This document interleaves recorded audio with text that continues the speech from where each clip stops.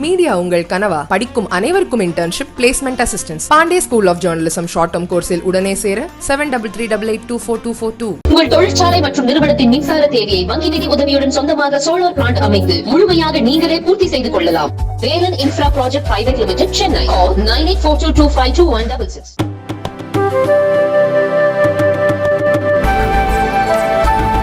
Lottery அதிபர் Martin மற்றும் அவரது future gaming and hotel service private limited நிறுவனம் பண மோசடி செய்து முறைகேடுகளில் ஈடுபடுவதாக மத்திய அமைப்புகள் மற்றும் பாஜக எம்பிக்கள் மத்திய அரசுக்கு எச்சரிக்கை விடுத்துள்ளனர். மத்திய நிதியமைச்சர் நிர்மலா சீதாராமன் மற்றும் உள்துறை அமைச்சர் அமித்ஷாவிற்கு அகமது நகர் பாஜக எம்பி சுஜய் பாட்டீல் என்பவர் சென்ற ஆண்டு டிசம்பரில் கடிதம் மூலம் எச்சரிக்கை விடுத்துள்ளார்.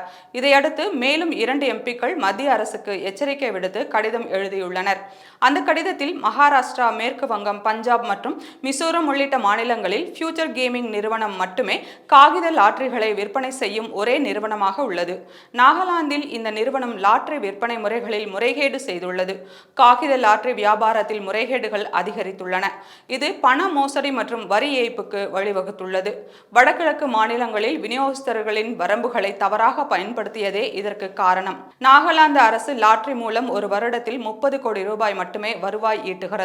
ஆனால் அதன் விநியோகஸ்தர் தினமும் 70 கோடி ரூபாய் வருவாய் ஈட்டுகின்றார் என்று கடிதத்தில் எம்பிக்கள் தெரிவித்துள்ளனர். இதுகுறித்து நாகாலாந்து மாநில லாட்டரி இயக்குனர் கூறுகையில், ஃபியூச்சர் கேமிங் நிறுவனத்திற்கு எதிரான குற்றச்சாட்டுகள் விசாரணையில் இருப்பதால் இது குறித்து எந்த கருத்தையும் இப்போது தெரிவிக்க இயலாது என்று கூறினார். இந்த கடிதத்தை எழுதிய எம்பிக்கள், இந்த விவகாரத்தை சில காலங்களாக நாங்கள் பின்தொடர்ந்து வருகிறோம். நாகாலாந்தில் லாட்டரி விதிகள் கடுமையாக மீறப்பட்டுள்ளன. இந்த கடிதத்தின் அடிப்படையில் சில நடவடிக்கைகள் எடுக்கப்பட்டதாக நம்புகிறோம். இந்த முறைகேடுகளை தடுக்க லாட்டரி விதிகளை அரசு அறிவிக்க வேண்டும் என்று எம்பிக்கள் வேண்டுகோள் விடுத்துள்ளனர்.